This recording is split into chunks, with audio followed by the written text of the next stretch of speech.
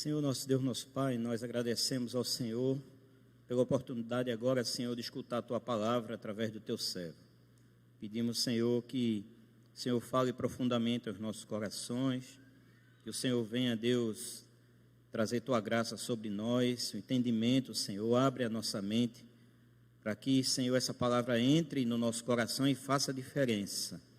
Deus, no nome de Jesus, não nos deixa sair daqui, Senhor, sem a lição, Deus, aprendida, Pai, dessa palavra. E assim possamos, durante toda a semana, Senhor, estar meditando nela. Abençoa a Tua palavra, que será lida e que nos dá força para caminhar. Louvado seja o Teu santo nome, abençoa a vida do pastor, que o Senhor fale através do Teu servo, em nome de Jesus. Amém. Amém. Graças a Deus. O presbítero Levi já deu um spoiler da mensagem, com uma bela ilustração da igreja que começou em sua casa, que eu tive o privilégio de participar quando seminarista lá em Recife. Foi um spoiler da mensagem. Eu convido você a abrir novamente o texto que nós já lemos em Atos capítulo 2, e nós vamos ler aquela segunda parte que lemos, do versículo 42 ao 47. Atos, vamos ficar de pé para a leitura da palavra do Senhor. Atos capítulo 2, do 42 ao 47. Vamos ler juntos. Atos 2, do 42 ao 47. Está aí na tela. E perseveravam na doutrina dos apóstolos, na comunhão, no partir do pão e nas orações. Em cada alma havia temor, e muitos prodígios e sinais eram feitos por intermédio dos apóstolos. Todos os que creram estavam juntos e tinham tudo em comum.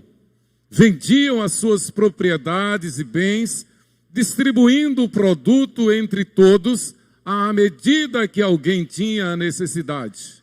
Diariamente, perseveravam unânimes no templo, partiam pão de casa em casa e tomavam as suas refeições com alegria e singeleza de coração, louvando a Deus e contando com a simpatia de todo o povo. Enquanto isso, acrescentava-lhes o Senhor, dia a dia, os que iam sendo salvos. Amém. Podem sentar. Que o Senhor aplique a sua palavra à nossa mente, ao nosso coração. Queridos, o texto é autodidático, é autoelucidativo. Estamos 50 dias após a ressurreição do Senhor Jesus Cristo. Estamos na cidade de Jerusalém. Estamos ainda no cenáculo, naquele lugar que o Senhor houvera dito aos apóstolos que permanecessem até que do alto eles fossem cheios do poder. E esta é uma oração do crente o tempo todo, a vida toda. Senhor, enche-me do teu poder. Os discípulos obedeceram e eles ficaram ali. Eles trataram de substituir a vaga deixada pelo Iscariotes e eles escolheram Matias. Os 12 apóstolos estavam ali e mais outros irmãos, somando cerca de 120 irmãos, discípulos de Cristo. No 50º dia da ressurreição, no 10º dia após a ascensão de Cristo, desceu do céu e encheu, inundou aquele cenáculo. O cenáculo é o primeiro andar de uma casa, é um terraço de uma casa. É o lugar da cena, a cena é a ceia, é o lugar das refeições, é a sala de jantar. E ali estavam aqueles cerca de 120 irmãos. De repente, um vento impetuoso soprou sobre aquele lugar. Línguas como que de fogo caíram sobre os apóstolos. E eles passaram a falar no idioma, na língua do povo presente ali em Jerusalém. Era festa de Pentecostes. Havia gente vinda do mundo todo. Judeus iam do mundo todo para aquela festa. E ali eles estavam falando línguas diferentes dos seus idiomas pátrios de outras nações. Mas eram judeus. E a Bíblia diz que Pedro tomou a palavra e pregou cheio do Espírito Santo. E houve conversões de mais de 3.000 homens naquele dia. Todos foram cheios do Espírito Santo. E o escritor do livro de Atos, que é o evangelista Lucas, que era médico, e a história universal registra que ele, além de médico, era um jornalista já. E ele saiu da Grécia, ele era grego, e ele foi lá justamente para fazer uma reportagem sobre o que teria acontecido, o fenômeno daquele homem galileu, daquele homem de Nazaré, aquele filho de um carpinteiro, aquela história toda que se espalhava pelo mundo. Aquele médico e jornalista, Lucas, foi lá fazer uma reportagem. Em fazendo a reportagem, ele tem um encontro real com Jesus ressuscitado. Torna-se um dos evangelistas. É ele quem escreve o livro de Atos, que é a história da igreja nascente. É o livro histórico do Novo Testamento. E ele tem o cuidado, então, de relatar como que viviam os irmãos. Ele diz, olha, versículo 42, os irmãos perseveravam na doutrina dos apóstolos, e na comunhão, no partir do pão e nas orações. Não havia a possibilidade de dizer, por exemplo, eu estou aqui hoje e amanhã estarei ali. Hoje eu vou para o culto, amanhã eu não vou. Eles perseveravam. Não havia possibilidade de um daqueles discípulos dizerem, olha, o pregador está falando isto, mas eu não concordo. Isso não existia. Porque havia perseverança. A palavra perseverar no grego significa estar alinhado, estar em concordância com aquele propósito. Por isso que eu não canso de dizer sempre assim, nós não estamos aqui por acaso. Nós estamos porque o Senhor nos trouxe. Quem nos colocou aqui foi o Senhor. Quem capacitou os irmãos para serem ministros do louvor foi o Senhor. Nós não estamos aqui por acaso, a igreja do Senhor. E o Senhor faz nos lembrar ainda mais e avivar em nós as forças da memória, enchendo-nos de brio, enchendo-nos de galhardia, enchendo-nos de fervor para realizar esta obra, fazendo-nos ver a obra que a igreja tem feito. Então, por exemplo, no nosso caso, são 73 anos neste bairro. Esta igreja começou com um trabalho de evangelização com crianças nas casas aqui na Rua Estância, na década de 1930. E esse trabalho com crianças cresceu e hoje é a igreja 12 de agosto, uma igreja missionária, uma igreja que planta igrejas na África, na Ásia, no estado, no Brasil, onde tem um missionário nosso, a igreja está plantando igrejas, como bem diz sempre o reverendo Ronaldo Lidório. É um braço da 12 de agosto lá. Então eles perseveravam na doutrina dos apóstolos, mas não apenas na doutrina, eles perseveravam na comunhão. E vamos ser bem práticos. Perseverar na comunhão significa que eu preciso interagir com todos os membros da igreja. Eu preciso conhecer todos os membros da igreja. Talvez eu não consiga memorizar o nome de todos, mas eu preciso me identificar. Eu preciso valorizar a comunhão. Eu não posso abrir mão da bênção que é a igreja. A igreja é, na verdade, depois da família, a maior instituição da face da terra. O Senhor, pela sua misericórdia, nos permite a nossa profissão, nos permite as nossas atividades, mas o sábio, o crente sábio, obedece Mateus 6:33, quando o nosso Senhor Jesus Cristo, no Sermão do Monte, para identificar, para dar a identidade da igreja, ele diz, buscai, pois, em primeiro lugar, o reino de Deus e a sua justiça, e as demais coisas vos serão acrescentadas. Isso significa que eu não tenho outra opção, é ser fiel ou ser fiel, é ser igreja ou ser igreja, eu tenho um compromisso. Me lembro como hoje, quando o reverendo Donald chegou na 13 de maio e disse, o presbitério me designou para cuidar da igreja Ebenezer, lá na rua Belém, no bairro Industrial. E ele falou isso num culto de quinta-feira, culto de doutrina, me lembro como hoje. Na saída do culto, eu cheguei para ele e disse, pastor, se o senhor precisar de ajuda, eu vou. ele disse, então, sinta-se convocado. Toda quinta-feira eu pegava a minha bicicleta e ia lá, saía do Siqueira Campos e ia lá para o bairro Industrial. E eu era recém-convertido, eu estava recém-convertido. Tinha acabado de fazer a profissão de fé. Mas comecei assim, louvado seja Deus. A gente precisa estar junto, congregar, ter comunhão. E o texto diz mais ainda, no partir do pão e das orações. Significa que a gente não deve abrir mão do estar junto, do partir o pão, de oferecer a nossa casa, de convidar alguém para ir na nossa casa, de valorizar a comunhão entre nós. É o que o texto está dizendo. Foi assim que começou a igreja. E aí, literalmente, de casa em casa. Versículo 43, em cada alma havia temor. Temor aqui é consciência do poder de Deus agindo. Temor não é só a crença, não é só a obediência, é mais. Temor é a consciência de que Deus está agindo. E Deus age não para fazer o que eu quero, mas para fazer o que Ele manda, o que Ele quer. No meio da igreja, sempre, desde aquela época, surge sempre aqueles que dizem, eu estou na igreja, mas eu faço o que eu quero. Está faltando o temor de Deus.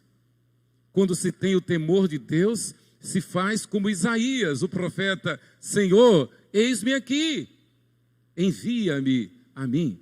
E a palavra lá no hebraico, no original, significa literalmente, Senhor, eis-me aqui, usa-me a mim. Só para ilustrar, pense na tristeza quando a liderança da igreja chega para algum irmão que sabe que tem dom, tem vocação e confia uma missão e o irmão simplesmente diz, não vou fazer, não quero, não posso, não tenho tempo. Tem tempo para trabalhar, tem tempo para estudar, tem tempo para passear. O tempo da igreja é um tempo mínimo, você sabe. Aí diz, não tenho tempo. Então, em cada alma havia temor, havia consciência de que Deus estava agindo. Deus estava operando. Deus está agindo e nós temos que afirmar isto. Nós não somos religiosos. Nós somos cristãos, templo do Espírito Santo. E o texto diz, e muitos prodígios e sinais eram feitos por intermédio dos apóstolos, e isto não caducou, isto não cessou. Deus faz maravilhas, milagres. Uma vez o conselho desta igreja foi convocado, os presbíteros foram convocados para orar por uma criança que estava fadada a morrer com hidrocefalia. Década de 1950, Igreja Presbiteriana 12 de agosto. Dr. Machado, o mais famoso pediatra, acompanhava aquela criança e cada dia a cabeça ia crescendo. Mas num belo dia, 9 horas da manhã, o Espírito Santo tocou no coração da sua mãe, nossa irmã Dona Ivonete Donald. Ela estava lendo Tiago, capítulo 5. Resumindo a história, ela ligou para o seu esposo, que era funcionário da Caixa Econômica Federal, era presbítero ainda, Donald. E Donald então ligou para os demais presbíteros. Um desses que eu me lembro foi o saudoso presbítero Salles. E os presbíteros então naquela mesma manhã foram lá na casa dos Donalds e oraram por aquela criança que era Ilza. Estava desenganada. Eles oraram. Naquela tarde, quando o doutor Machado passou para fazer a visita que costumeiramente fazia, e ele mediu o crânio, ele percebeu que havia diminuído. Ele estranhou, ficou calado. No outro dia ele voltou. Quando mediu, estava menor ainda. E em 3 dias, o seu crânio voltou ao normal. Ela foi curada e está aí. Muitas vezes ela está nos acompanhando aí pela internet. Né? Psicóloga, pedagoga, uma bênção nas mãos de Deus. Milagre. Então havia prodígios e não cessaram. A ação do Espírito Santo não cessa, não caduca. A igreja valoriza. Nós citamos agora o exemplo de Jaqueline. Deus tem feito maravilhas. Eu estou olhando ali, vendo um milagre. Esteve desenganado ali André Lúcio. Tudel, filho do nosso irmão Adalberto. Eu vi André Lúcio na pior. Mas Deus entrou com providência. Nós oramos e o Senhor fez um milagre na vida de André Lúcio. Louvado seja Deus, está ali, olhando para mim. Louvado seja Deus. Então, a igreja vivia nessa dispensação. E a igreja vive nessa dispensação. Deus faz maravilhas, Deus faz milagre. 1º de maio de 1983. Todo 1º de maio nós tínhamos tipo uma maratona lá dos seminaristas, lá em Recife. E nós saíamos da Madalena e íamos até Piedade, depois de Boa Viagem. Era uma corrida, é só do pessoal, é uma corrida grande. Um colega no caminho tropeçou, caiu e ficou para trás. E foi encontrado por outras pessoas populares. Ele estava lá desenganado. Foi desenganado. Ficou na UTI vários dias. Um belo dia, o reitor, reverendo Francisco Leonardo, foi lá e orou conforme Tiago, capítulo 5. Naquele momento, ele abriu os olhos e começou a falar. E disse: pastor Francisco, o senhor está aqui. Milagre. Reverendo Edson de Oliveira, pastor lá no Espírito Santo, está fazendo um trabalho maravilhoso. Certamente ele vai assistir esse culto e ouvir essa mensagem, esse testemunho. Então o Senhor que fez prodígios, que fez sinais por intermédio dos apóstolos, Ele não caducou, Ele continua fazendo. Todos os que creram estavam juntos e tinham tudo em comum. Irmãos, igreja não é espetáculo, igreja não é teatro, igreja não é casa de espetáculo, igreja é a Assembleia dos Santos, é a eclesia, é a Assembleia dos Santos, é a reunião do povo de Deus. Para mim, a maior figura que faz o apóstolo Paulo é o corpo vivo de Cristo, e a cabeça da igreja é o Senhor Jesus. Então nós temos necessidade de estar juntos, nós temos necessidade de repartir, nós temos necessidade de congregar, nós temos necessidade de levar a sério o fato de que nós somos membros uns dos outros.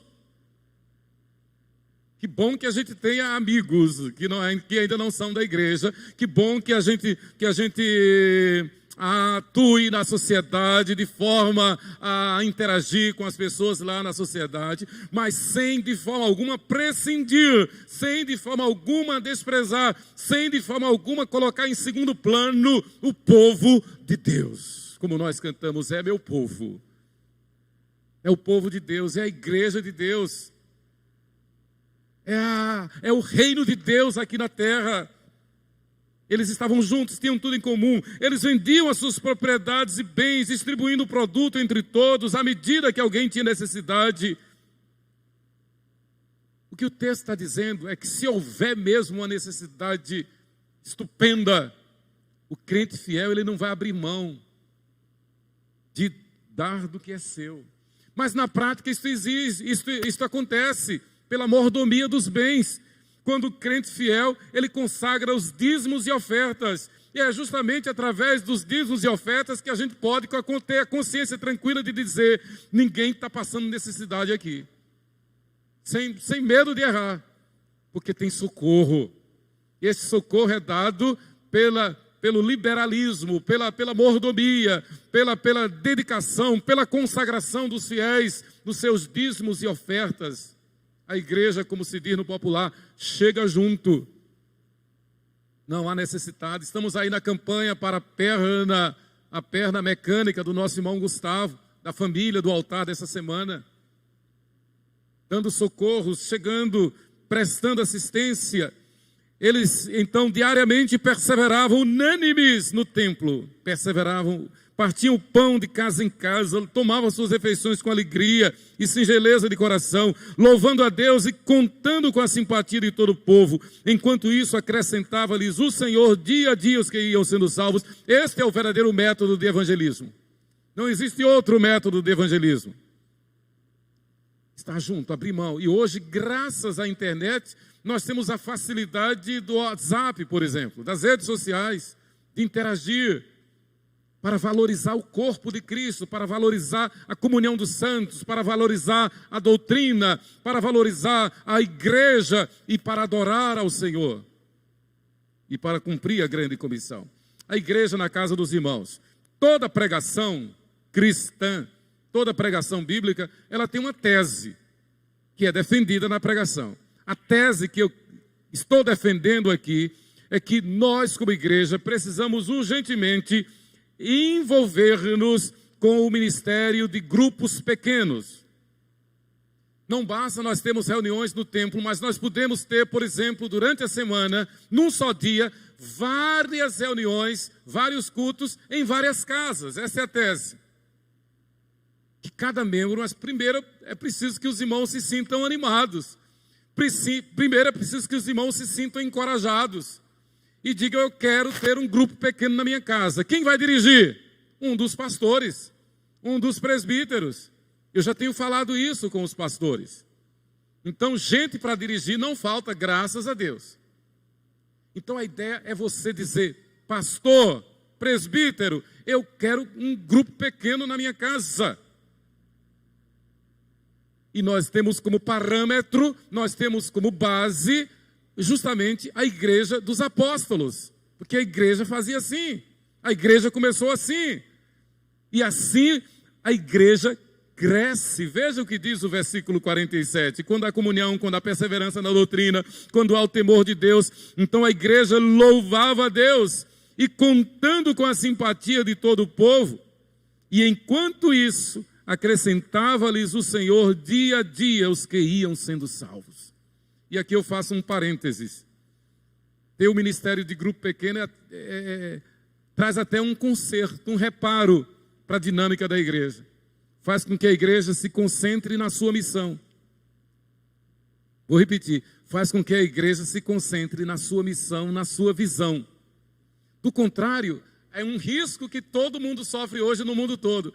Ficar navegando na internet e visitando todas as igrejas e visitando todos os pastores e ouvindo todas as mensagens e não se firma numa e não cumpre a missão e não age como corpo, porque fica navegando, fica vagando de igreja em igreja, de pastor em pastor, de pregador em pregador e fica empanzinado e dá uma indigestão espiritual. Porque deixa de se concentrar na igreja. Deixa de se concentrar na visão da igreja, na missão da igreja, onde é membro. Por isso que nós somos contra essa ideia que está por aí, de servir a Santa Ceia online. Aí é dar muito comodismo. E aí tem muitos irmãos que dizem, não precisa ir para o culto não. Porque tem um pastor que celebra a Santa Ceia online e ele está celebrando lá e daqui de casa eu estou tomando a Santa Ceia. No caso da igreja presbiteriana, fere frontalmente o que nós cremos que está na Bíblia. Quem ministra são os pastores e os presbíteros. Muito bem. Então a igreja, a tese é esta desse sermão, que na casa dos irmãos surja um grupo pequeno. Em 1997, eu e Sheila e mais uns 80 pastores, nós fomos a Seul, na Coreia do Sul, justamente para observar o movimento de oração e de grupos pequenos. É onde estão as maiores igrejas evangélicas do mundo. Nós visitamos uma igreja nova, com apenas 2 anos de organização, que tinha 5.000 membros. Num templo majestoso.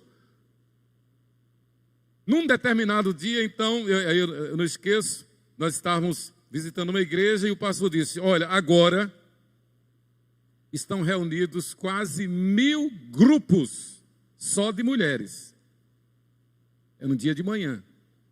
Quase 1.000 grupos. Cada grupo deve ter cerca de 15 pessoas. Então elas têm um horário, e era presencial, não era online, presencial. E elas se reúnem nas casas, nos bairros, os mais próximos, se reúnem ali. Então, claro que isso é possível. Nós conhecemos também da igreja lá de Seul, da Coreia do Sul, a sua vida de oração. É uma igreja que ora. Quando nós perguntamos, eles disseram, não tem mistério. Os primeiros missionários que vieram para cá, eles oravam e nos ensinaram a orar, ensinaram nossos pais a orar. E por isso nós oramos. Na verdade, eles estavam fazendo o que os apóstolos fizeram no início da igreja. Eles se reuniam diariamente para orar. A gente pode fazer isso, a gente deve fazer isso. Então, a tese é esta. O hino que nós cantamos hoje de manhã e agora à noite, este hino fala da presença de Deus conosco. Por isso que eu pedi ao pastor Lucas para nós cantarmos. É o hino Culto à Trindade. Deus está no templo, Pai onipotente, a seus pés nos humilhamos. Servos consagrados, reverentemente, ao Deus Santo adoramos. É uma oração a Deus, por favor, com amor, espiritualmente, Deus está no templo. E a gente pode parafrasear dizendo, Deus está em cada um de nós, porque nós somos templo do Espírito Santo. E se nós somos templo do Espírito Santo, se Deus habita em nós, nós temos que valorizar isto, a coisa mais importante da vida. A coisa mais importante na nossa vida é saber que nós somos templo do Espírito Santo. E Deus quer que o seu templo congregue, que o seu templo se reúna, que o seu templo persevere, que o seu templo louve e o adore. E quando o seu templo, que somos nós, faz isto, a igreja cai na simpatia de todo o povo, e o Senhor vai acrescentar aqueles que iam sendo salvos. E outra versão diz, aqueles que foram destinados para a vida. Então esta é a tese. A igreja na casa dos irmãos. Em primeiro lugar, a igreja persevera na doutrina dos apóstolos. Então não basta o culto solene no domingo, não basta a reunião no domingo, não basta a reunião de oração. É preciso que a igreja persevere na doutrina, estudando doutrina. Nem basta, nem deve ficar recebendo doutrina nos vários canais da internet. Repito, dá uma indigestão. Agora eu acho interessante, eu acho uma tristeza. Tem crentes aí, experts em doutrina, e diz, eu sou seguidor de tal, mas não segue o Senhor na igreja, não frutifica na igreja, sabe tudo de polêmica, de questões doutrinárias, consegue discutir todas as doutrinas, e se for discutir doutrina, vai acontecer algo que na Idade Média recebeu uma crítica fantástica que prevalece até hoje. Então os leigos diziam, o clero se reúne, e envolvia a igreja evangélica também, o clero se reúne para discutir quantos anjos cabem na cabeça de um alfinete, e eles nunca vão chegar a uma definição. Então tem gente aí que não se compromete com a igreja, não frutifica na igreja, não se envolve, não desenvolve os seus dons e talentos na igreja, pelo contrário, enterra, mas não perde uma discussão teológica. Tem os seus gurus teológicos, tem os seus líderes teológicos, e trata a igreja como se fosse um lugar apenas de encontro, um lugar apenas para assistir. Talvez, e como bem o Espírito Santo falou através de Sheila na oração, talvez um lugar para criar polêmica, talvez uma oportunidade para eu fazer uma crítica, talvez uma oportunidade para eu ver um defeito. E há daqueles, já ouvi várias vezes, que dizem, não, eu estou na igreja para julgar, eu quero julgar. E ainda usa um argumento chulo, quando diz, a Bíblia diz que não julgueis para que não sejais julgados, mas não nesse sentido. Que argumento mais pífio, carnal. A Bíblia manda que nós nos submetamos uns aos outros, que nós levemos as cargas uns dos outros, que nós consideremos os outros superiores a nós mesmos, que nós ofereçamos os nossos dons e talentos para o serviço do Senhor. E não falta serviço na igreja. Você tem dom, você tem talento, você canta, você toca, você consegue varrer um chão, você consegue arrumar um banheiro, você consegue visitar alguém. Mais uma vez eu vou citar o exemplo do jovem Miguel Banks. Miguel Banks, todo ano, quando entra de férias, ele vem aqui ao gabinete e diz: pastor, estou de férias, eu quero fazer visita com o senhor. O que é que tem para fazer? Que dia que o senhor vai lá no USE, para o serviço da sopa da igreja? Diz: Miguel, estou sem poder ir, mas o pessoal da igreja está indo, vá lá. Coloca-se diante de Deus, perseverando na doutrina. Esse tipo de crescimento para a igreja, conforme o nosso texto básico que nós já vimos, só se obtém quando a igreja se reúne sistematicamente. E a ideia, e normalmente é assim que acontece lá na Coreia do Sul, onde por excelência acontecem os grupos pequenos. O sermão que é pregado no domingo, durante a semana a igreja estuda de casa em casa. Olha que riqueza. Sermão que é pregado no domingo, durante a semana a igreja, os diversos grupos estudam aquele sermão. Nós já temos conversado aqui, eu e o pastor Lucas, de uma forma até bem prática, bem didática, de nos grupos pequenos nós estamos estudando o nosso catecismo. A Confissão de Fé de Westminster. Olha que riqueza. E nunca se esgota, né? Nós termos grupos pequenos para estudar os nossos catecismos. Que riqueza, a gente vai passar, Jesus volta e a gente ainda está estudando. Mas até lá, muitos vão ser acrescentados, aqueles que o Senhor destinou para a vida. Eu digo e repito, onde mais eu aprendi Bíblia, não foi nos cultos, não foi na escola dominical, não foi no seminário. Onde mais eu aprendi Bíblia foi no culto doméstico lá em casa. Papai e mamãe, era uma mesa grande, e os 7 filhos. Foi onde mais eu aprendi Bíblia. Isso foi tão forte, que antes de ir para a alfabetização, eu já sabia ler, porque eu aprendi a ler no culto doméstico. Quando eu li o primeiro verso do hino 477 dos Salmos e Hinos. Tenho lido, é o 187 do nosso, desse novo cântico. Tenho lido da bela cidade, situada no reino de Deus. Aprendi lá no culto doméstico. Foi onde eu aprendi a memorizar versículos. Aprendi os livros da Bíblia. Aprendi doutrina do céu e do inferno. Aprendi a doutrina da perseverança dos santos. Aprendi a doutrina da predestinação, que é Deus quem nos predestina antes mesmo da fundação do mundo. Aprendi a doutrina de que o crente fiel não tem medo da morte, porque a morte é um triunfo. Não tem medo, a morte é um triunfo para o cristão fiel. Aprendi a doutrina de que enquanto a morte não chega, nós temos uma tarefa principal, que é evangelizar.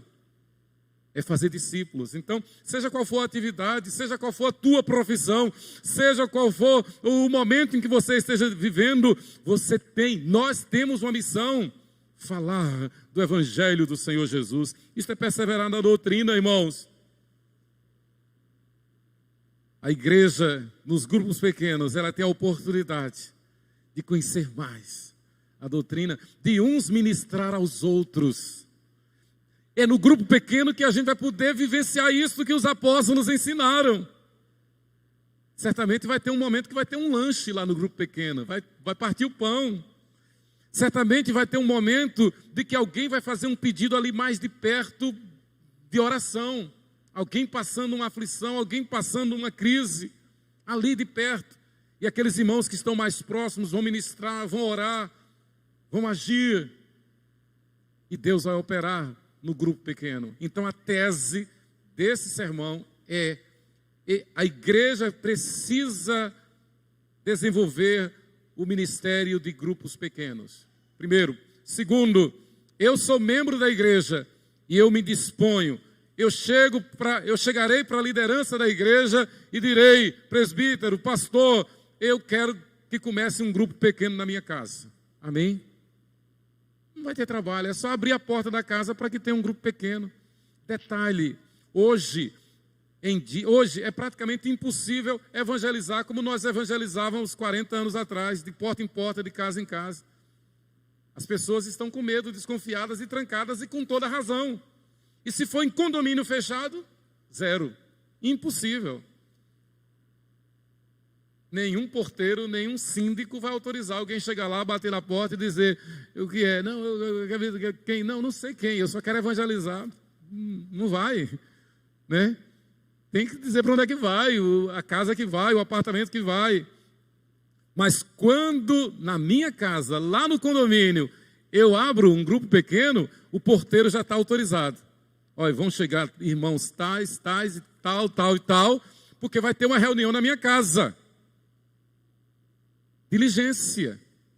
Faça da tua casa uma extensão da igreja.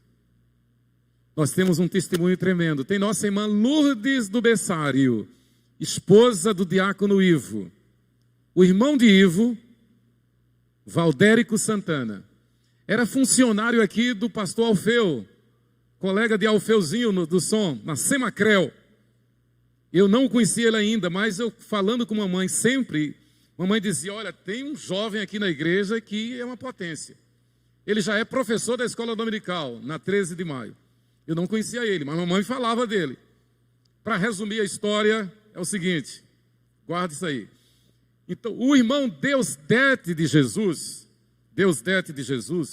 gerente do Banco do Brasil, foi transferido para uma agência do Banco do Brasil na cidade de Coraci.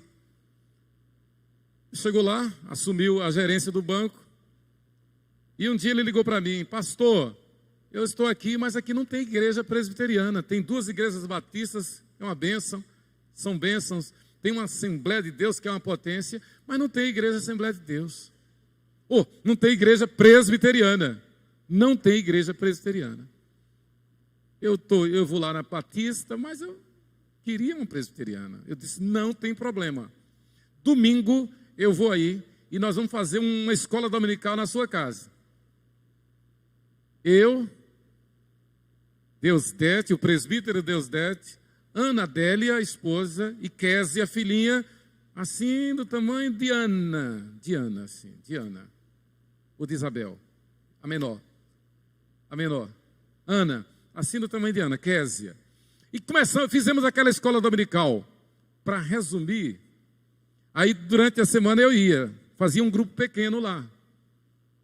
Mas dentro de poucos meses, aí eu combinei com a Mauri, meu cunhado, então seminarista lá em Belo Horizonte, e eu falei para a Mauri, eu tenho uma ideia, a gente vai começar um trabalho lá em Coraci, tem igrejas fortes lá, não tem nenhuma igreja presbiteriana, nós precisamos, o presbítero tal, o gerente do Banco do Brasil foi para lá, não tem presbiteriana, e eu tive uma ideia, eu estou te convidando para você vir pregar, eu vou contratar um trio elétrico daquele potência lá da Bahia, eu vou contratar um trio elétrico, o pessoal do louvor vai subir no trio elétrico, e nós vamos passar um sábado rodando na cidade, à noite a gente faz uma concentração. Para resumir essa história, a igreja completou 25 anos. Completou 25 anos. Lucas já pregou lá, Apolinário. Viu a história. Começou desse jeito. É um templo para mais de 1000 pessoas. E aquele Valdérico que mamãe me falava aí da 13 de maio, eu chamei. Não tinha nenhum preparo. Matriculamos ele no seminário. Se tornou evangelista. Fez o seminário. Foi ordenado pastor e continua pastor até hoje lá. Uma potência. Uma das maiores igrejas do presbitério. Começou na casa do presbítero Deusdete. Consciência do chamado. Consciência da vocação. Então a tese do sermão é: a igreja precisa funcionar de casa em casa. Lá no teu edifício, lá no teu condomínio, lá no teu apartamento, lá na tua casa. Procure a liderança da igreja e diga: eis-me aqui, eu quero que tenha um grupo pequeno na minha casa. E a ideia do grupo pequeno é que ele obrigatoriamente não fica fixo numa casa. Então, num bairro, por exemplo, no bairro Luzia. Então, digamos que tenha 6 famílias da igreja lá no bairro Luzia. Cada semana se reúne na casa de um. Pode ser que aqueles irmãos decidam que seja só na casa de um. Normalmente os irmãos decidem que cada semana é em uma casa diferente. Porque inclusive facilita convidar os vizinhos. Convidar os vizinhos para participar. A gente faz um lanche, faz um cafezinho, uma coisa gostosa, maravilhosa, mas acima de tudo tem a unção e o temor e o poder do Espírito Santo e a ministração da palavra de Deus. Esta é a tese. Só de pensar que nesse momento ninguém vai ver televisão, nem vai ficar navegando na internet, já é ganho, já é vitória. Mas em segundo lugar, irmãos, a igreja perseverava não apenas na doutrina dos apóstolos, mas ela perseverava na comunhão uns com os outros. Nós precisamos de comunhão. Nós temos necessidade de comunhão. Eu não entendo como é que um membro da igreja age de forma agente secreto. Entra e sai, não interage. Perde o culto por qualquer coisa. Por qualquer coisa perde o culto. A chover eu não vou. Por qualquer coisa. Culto é prioridade. Culto é prioridade. O culto congregacional é prioridade. Não se pode perder. A igreja nascente, ela deixou esse exemplo, ela deixou essa lição. Um dado histórico. No século IV, ano 330, a igreja se mancomunou com o Estado, com o Império Romano. E aí Constantino e os imperadores trouxeram toda a idolatria para dentro da igreja de Roma. E ela virou essa igreja que é conhecida como Igreja de Roma, Vaticano. Mas a igreja dos apóstolos, ela não se contaminou, ela sobreviveu em grupos pequenos. A igreja forasteira, a igreja peregrina, a igreja nas catatumbas, a igreja perseguida. Aquela igreja grande, a sede lá em Roma, se misturou com o império. Mas os fiéis não se dobraram, foram perseguidos. Por isso que na história universal, esse período é conhecido como a Idade das Trevas, a Idade das Bruxas, a Idade Média. Porque quem pensasse diferente de Roma era morto, era excomungado e condenado à morte. Mas a igreja sobreviveu, até Deus levantar homens como João Hus, Savonarola, Wycliffe, Lutero, Calvino, e aí eclodiu a reforma protestante do século XVI. Aquela igreja que passou mais de 1000 anos debaixo do tacão do Império Romano, debaixo da perseguição, aquela igreja que é conhecida como uma igreja peregrina, uma igreja forasteira, a igreja perseguida, graças ao mover do Espírito Santo, veio a reforma protestante, e a igreja então pôde ter dias como nós temos de liberdade como igreja. Mas ela, durante mais de 1000 anos, ela sobreviveu reunindo-se de casa, em grupos pequenos. Louvado seja Deus. Em terceiro lugar, a igreja perseverava nas orações. Irmãos, como nós precisamos orar. Como nós precisamos orar. Irmãos, não é exagero dizer que nós somos negligentes na oração, que nós temos dificuldade de orar, é bíblico, nós não sabemos orar como convém, mas independente do que a Bíblia diz que nós não sabemos orar como convém, para mostrar que na verdade é o Espírito Santo quem ora por nós, na prática nós não temos o costume de orar. Nós precisamos orar mais, nós precisamos investir tempo em oração, nós precisamos fazer da nossa casa uma casa de oração. Nós precisamos ter a consciência tranquila de que a igreja está acontecendo não apenas aos domingos, não apenas nos ministérios, nos eventos. E evento é uma coisa, eu tenho o maior medo de evento, porque o nome já diz, evento, passou. Aí a gente faz um evento maravilhoso. Quantos eventos maravilhosos já fizemos? Passaram, evento, o nome está dizendo. Mas quando a igreja faz sistematicamente, quando a igreja se reúne para estudar, e nós temos o melhor da doutrina, sem exagero, nós temos a Bíblia, nós temos os catecismos que são estudos dirigidos da Bíblia. Não há nenhuma questão, nenhuma pergunta no catecismo que não esteja fundamentada na Bíblia. E o catecismo traz as respostas. Só para ilustrar, uma pergunta do catecismo, as referências que ela traz, por exemplo, o que é Deus? As referências que ela traz é para a gente estudar o ano todo. Estudando a Bíblia, manuseando a Bíblia. Uma das bênçãos que eu vivenciei na infância, no departamento infantil, era quando tinha torneio bíblico. E graças a Deus eu de vez em quando ganhava. Para ver quem abria mais rápido, quem encontrava. Uma das referências me marcou para sempre. Abacuque 1:1. Sentença revelada ao profeta Abacuque. Um dos livros menos conhecidos na Bíblia. Pequeno, 3 capítulos. E normalmente a professora mandava que a gente abrisse. Abacuque 1. Perseverança. Querer conhecer, querer manusear. E quando a igreja faz isso de casa em casa, ela tem a oportunidade de orar. E como nós temos motivos para orar? Orar pelos novos, orar pelos filhos, orar pelos recém-chegados, orar pelos enfermos, orar pelas autoridades, orar pelos missionários. Orar. Quando o reverendo Ronaldo Lidório sofreu aquele ataque mortal das abelhas lá em Gana, lá na África. Era dia lá, madrugada aqui no Brasil. O ataque das abelhas foi de tal forma que o guia nativo lá desistiu. Rosana, que é enfermeira, esposa de Ronaldo, desistiu. Chegaram a pensar que ele não fosse sobreviver. Mas resumindo a história, naquela madrugada aqui no Brasil, o Espírito Santo acordou sua mãe, nossa irmã Eusa Lidório. Ela acordou naquele horário. E ela acordou com um sentimento, uma angústia, uma aflição. E o Espírito Santo dizia: ore, porque é uma guerra espiritual. Ore, porque há uma guerra espiritual acontecendo.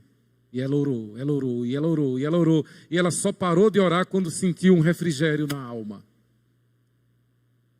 De repente, não mais que de repente, aquelas abelhas sumiram de cima do Ronaldo. E ele pôde respirar. E ele pôde receber o socorro. As abelhas foram expulsas no nome de Jesus. Resposta de oração. Imagine a gente orando sempre, de casa em casa, toda semana. A gente já percebeu, e isso é geral, que no nosso contexto é muito difícil os irmãos irem para a reunião de oração. Já era difícil antes da pandemia, depois da pandemia, mais difícil ainda. E aí surgiu a facilidade de interagir pelo YouTube. Mas isso não é bom, isso não está certo, isso está errado.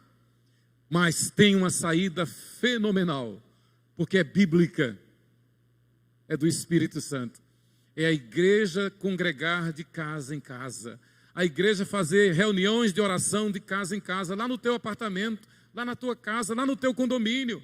Seja condomínio horizontal, seja condomínio vertical. Chegue para a liderança da igreja e diga: eu quero um grupo pequeno de oração lá em casa. Oh, coisa boa. Não vai faltar presbítero para ir dirigir, não vai faltar pastor, é nós aí, né, pastor? Não vai faltar presbítero para dirigir. Olha, eu estou vendo Agnes ali. Agnes, um dia desse, era uma menininha, uma criança pequenininha. Está lá uma moçona. Deus abençoe, Agnes. Já está tocando? Agnes. Um grupo pequeno de adolescentes. Um grupo pequeno de crianças. Tem alguém dirigindo, tem alguém ministrando. Um grupo pequeno de universitários. Gente que está sendo bombardeada lá na faculdade. Mas são da igreja. Aí eles se reúnem. A gente faz tanta atividade, nossa. Dá um tempo nisso aí. Dá um tempo nisso aí. Dá uma tristeza às vezes quando a gente fala para alguém fazer um serviço na igreja. Não, eu estou estudando. E é tanto estudo. Amém, estude. Mas não esqueça de dar o melhor para Deus. A prioridade é de Deus. Aí estuda, e esquece da igreja, esquece de Deus. A Bíblia diz: buscai, pois, em primeiro lugar o reino de Deus e a sua justiça, e as demais coisas vos serão acrescentadas. Logo quando eu comecei a ter as aulas de grego e de hebraico, aí eu disse: misericórdia, para acompanhar esse trem aí, viu, pastor? Eu vou ter que ficar no domingo aqui no seminário estudando. Mas o Senhor puxou a minha orelha de uma forma tão espetacular. E eu disse: quem? Domingo é dia do Senhor. Posso ser reprovado no hebraico e no grego, mas eu não vou estudar no domingo. Eu vou para a igreja. Eu vou para a escola dominical, vou para o culto, vou para o evangelismo à tarde, mas não vou ficar para estudar hebraico ou grego, seja lá o que for. E Deus abençoou. Deus abençoou. O melhor devemos dar para Deus. E é tempo de a igreja apresentar-se diante de Deus como obreiro, que não tem de que se envergonhar, porque maneja bem a palavra de Deus. Não foi por acaso que nós colocamos na liturgia de hoje, eu acho que foi hoje de manhã, o texto de 2 Timóteo 2,4, se não me falha a memória. Deixa eu ver aqui. 2 Timóteo 2,4. Nenhum soldado em serviço se envolve em negócios desta vida, porquanto seu objetivo é, 2 Timóteo 2,4. Nenhum soldado em serviço se envolve em negócios desta vida, porque o seu objetivo é satisfazer aquele que o arregimentou. Paulo está nos chamando de soldados. Os membros da igreja são soldados de Cristo. E ele diz: olha, vocês que são membros da igreja, vocês que são soldados de Cristo, vocês podem ter a atividade que seja, mas a principal é a da igreja. A principal é a do reino de Deus. A principal é fazer a vontade de Deus. E no versículo 5, Paulo é mais enfático. Ele diz assim: igualmente, o atleta não é coroado se não lutar segundo as normas. O lavrador que trabalha deve ser o primeiro a participar dos frutos. Paulo está dizendo o que é prioridade na vida do cristão. Assim como é prioridade na vida do atleta ganhar aquele concurso, aquele campeonato. Assim como é prioridade na vida do lavrador querer colher aquilo que plantou. Assim como é prioridade na vida do soldado honrar o seu posto. Da mesma forma, é prioridade ao membro da igreja satisfazer a vontade daquele que o arregimentou. A vontade de Deus é que nós sejamos frutíferos. A vontade de Deus é que nós valorizemos o fato de que Ele é Deus conosco. A vontade de Deus é que nós estejamos reunidos em oração. E eu quero concluir citando 2 testemunhos de oração. Para que viesse o precursor de Cristo, do Messias, João Batista, foi preciso que houvesse um movimento de oração. E quem orava, a Bíblia diz que quem orava sem cessar foi o seu pai, Zacarias. Ele já era idoso. Isabel, sua esposa, era estéril. Mas a Bíblia diz que Zacarias orava sem cessar. Zacarias orava, buscava a Deus sem cessar. E Deus ouviu as orações de Zacarias. E Deus mandou o precursor, Jesus Cristo. Quando da vinda do Messias, de Jesus Cristo, foi em resposta às orações de 2 servos piedosos. A Bíblia registra em Lucas capítulo 2, versículos 25 e 37, um homem justo e piedoso que esperava a consolação de Israel, Simeão, e o Espírito Santo estava sobre ele. E sobre Ana diz: esta não deixava o templo, mas adorava noite e dia, em jejuns e orações. Foram os primeiros irmãos que receberam dos braços de Maria o menino Jesus. Eles estavam fazendo o quê? Orando. Nós temos que perseverar em oração. A igreja em grupos pequenos, ela vai vivenciar oração. Ela vai valorizar a oração. Ela vai constituir a igreja como igreja de oração. Olha, para que João Batista viesse, foi preciso que Zacarias, seu pai, orasse. Zacarias orou e Deus fez um milagre. Veio João Batista, o precursor, o maior de todos os homens, segundo Jesus diz. Sobre Zacarias, Lucas registrou assim: e eis que lhe apareceu um anjo do Senhor em pé, à direita, no altar do incenso. Vendo-o Zacarias, turbou-se e apoderou-se dele o temor. Disse-lhe, porém, o anjo: Zacarias, não temas, porque a tua oração foi ouvida. E Isabel, tua mulher, te dará à luz um filho, a quem darás o nome de João Batista, e em ti haverá prazer e alegria, e muitos se regozijarão com o seu nascimento. Como nós precisamos orar, irmãos. Então, é quase difícil orar aqui no templo, mas de casa em casa é bem plausível, é bem prático, né? Nós podemos e devemos fazer isso. Nossa irmã Gabriela Andrade, que veio para cá para fazer faculdade, mora lá numa república com mais 2 jovens. E de repente a igreja vai fazer um grupo pequeno lá, ali no bairro dos Jardins. Que maravilha, uma oportunidade de evangelizar os jovens que residem na República com Gabriela Andrade. Eu quero terminar. O hino que nós cantamos diz: Deus está no templo. A ideia, irmãos, a proposta é: eu sou templo de Deus. Deus está em mim. Quando nós cantamos este hino, nós estamos afirmando isso. Deus está no templo, Pai onipotente, Deus está em mim, Deus está na minha casa. Então eu quero abrir a minha casa para compartilhar a graça, a presença de Deus na minha vida, na minha casa, com a estratégia de alcançar os vizinhos para a glória de Deus. Deus está no templo, ao Deus Santo adoramos. E os corações habitas, é o que diz o hino. Assim como foi lá em Coaraci, onde o presbítero Deus Dete de Jesus abriu a sua casa para começar um grupo pequeno. E hoje é uma igreja forte, uma igreja grande. Imagine cada um de nós abrindo a sua casa para um grupo pequeno. Nós vamos ter muitas igrejas em Aracaju. Eu termino dando o exemplo da cidade de Governador Valadares, lá em Minas Gerais. Pertinho de onde Sheiler nasceu, Ipatinga. Governador Valadares. É uma cidade que é menor do que Aracaju. Mas tem muitos presbitérios. Muitos presbitérios. Tem sínodos dentro da cidade. Para os irmãos terem uma ideia, até pouco tempo a gente só tinha um presbitério Alagoas, Sergipe. Até pouco tempo nós só tínhamos um sínodo Alagoas, Sergipe. Governador Valadares tem muitos presbitérios, são muitas igrejas presbiterianas.